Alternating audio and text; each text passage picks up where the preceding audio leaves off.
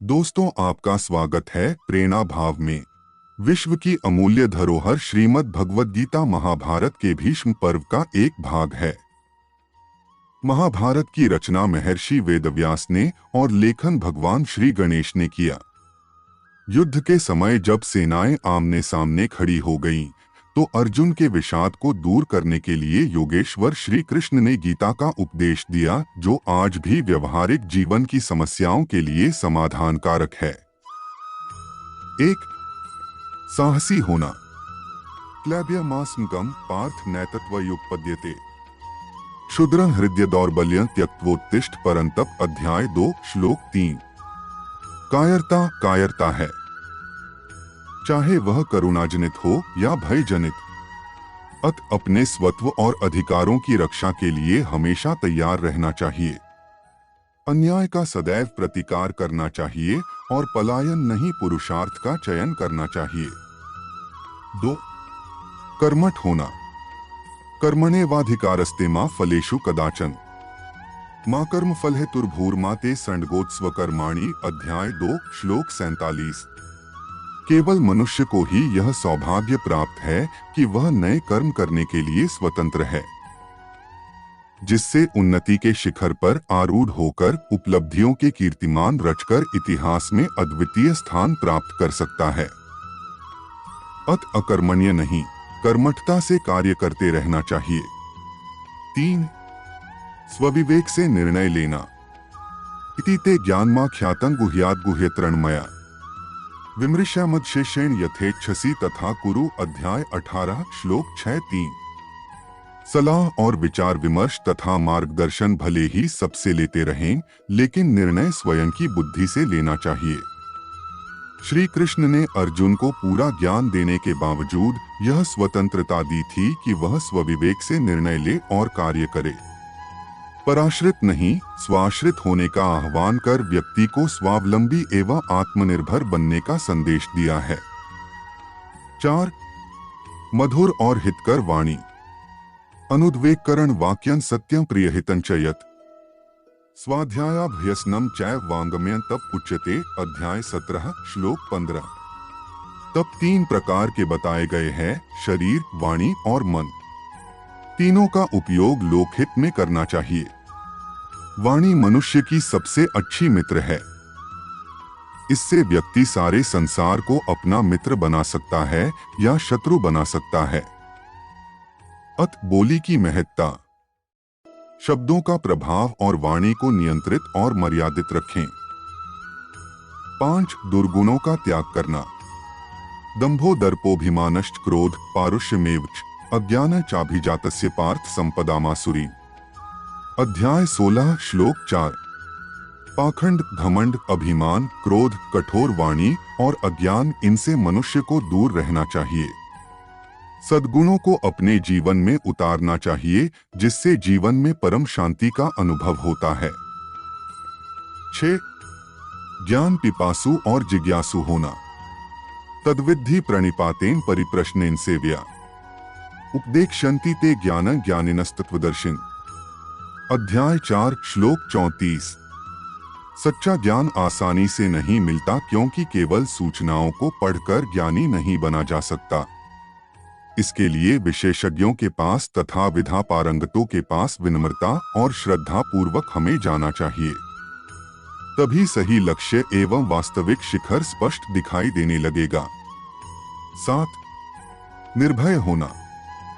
हतो वा प्राप्स्यसि स्वर्गं जित्वा वा भोक्ष्यसे महीं तस्मादुत्तिष्ठ कौन्तेय युद्धाय कृत निश्चय।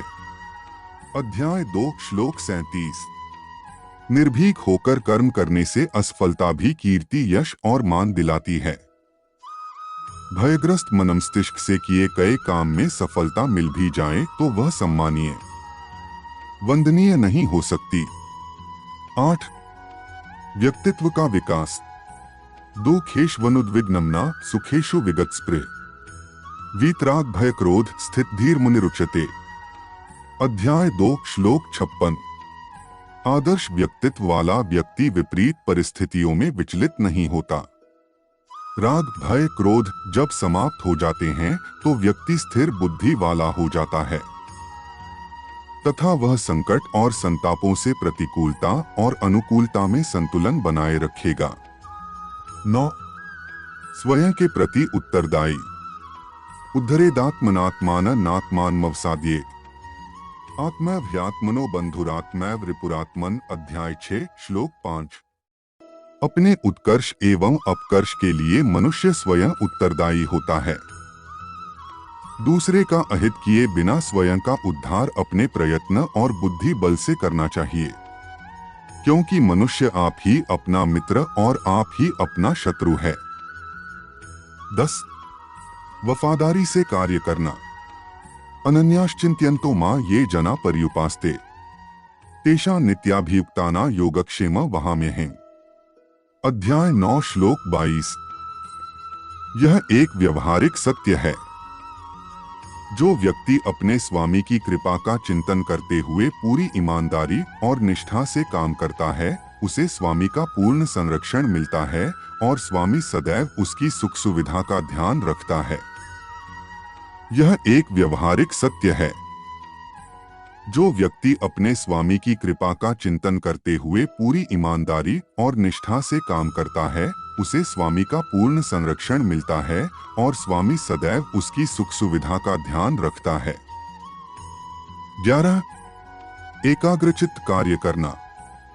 असंशय महाबाहो मनोदुर्निग्रहे चलम अभ्याभसेन तु कौन्तेय वैराग्येन च गृह्यते। अध्याय 6 श्लोक 35।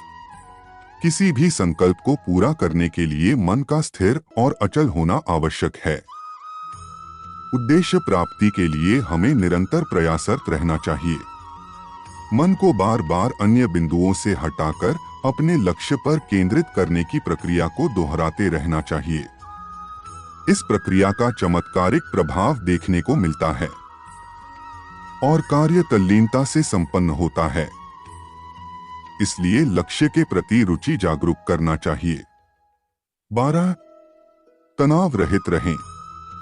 अशोचान्वशोचस्त्वं प्रज्ञावादाश्च भाष्ये गतासूंश्च नानुशोचन्ति पंडिता। अध्याय 2 श्लोक 11।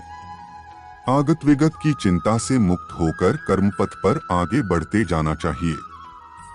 घटनाएं प्रकृति के घटनाक्रम की कड़ी हैं और वे समयानुसार घटती रहती हैं। अनावश्यक चिंताओं में उलझना जीवन के अमूल्य समय को नष्ट करना है। इसलिए तनाव रहित होकर अपना कर्म करते जाना चाहिए। 13.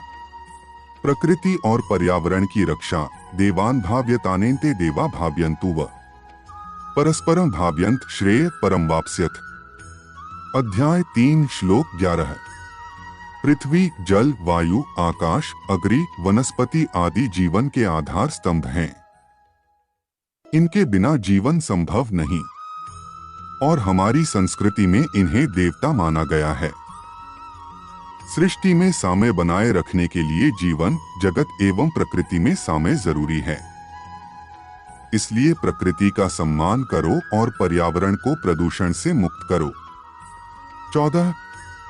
स्वकर्म को प्राथमिकता।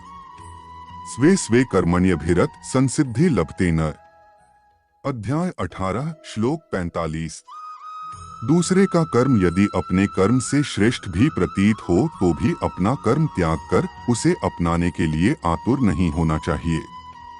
अपने कर्म में प्रवीणता हासिल करके उसी में अपनी पहचान बनानी चाहिए। स्वकर्म को करते हुए ही सिद्धि प्राप्त की जा सकती है। 15. संचय वृत्ति का त्याग। यज्ञशिष्टाशिन संतो मुच्यन्ते सर्वकिल्बिषय भुंजते ते त्वघन पापा ये पचन्त्यात्म कारणात्। अध्याय 3 श्लोक 13। जीवन में परोपकार और समाज कल्याण का व्रत भी लेना चाहिए, क्योंकि मनुष्य जो भी अर्जित करता है उसमें समाज का योगदान होता है। इसलिए समाज का भी उस पर अधिकार है। इसलिए उसका कुछ अंश समाज सेवा में भी लगाया जाना चाहिए। यह एक आदर्श समाजवाद का उदाहरण प्रस्तुत करता है।